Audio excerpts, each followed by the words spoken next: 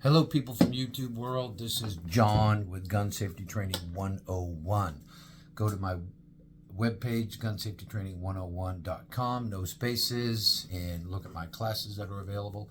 Or go to my YouTube channel, Gun Safety Training 101, and like it, share it, love it, subscribe to it, notification bell, all that crazy stuff. Today we're going to talk about minding the gap.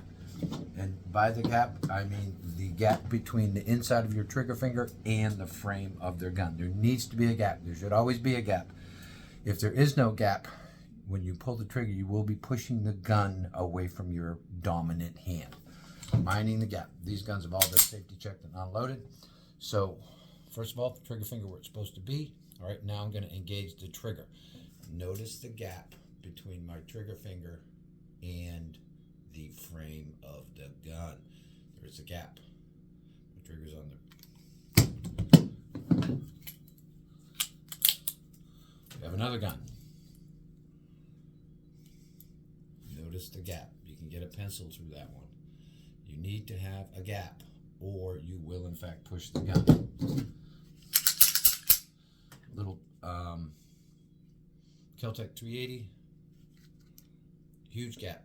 Can hurt dinosaurs through that gap. My finger's on the trigger where it's supposed to be. Last gun, Sig Sauer P320. Finger's on the trigger where it's supposed to be, and I have a gap. If your finger sits like that, you will push the gun that way when you pull the trigger, because that's the only knuckle that moves on your hand, or hands if you get two hands on the gun. The only moving part of your body when you have a gun in your hand and you're firing it. So, mind the gap, folks. If you don't have a gap, you may have to take the gun and shoot it over your knuckle rather than in the web of your hand, as it should be. If you have to move it that way, it's going to be painful after a bit, but it will create a gap. So if your hands are small and you can't find a gun that ergonomically fits you to create a gap, shoot over your knuckle instead of the web, and that will give you a gap. John, gunsafetytraining101.com, one word.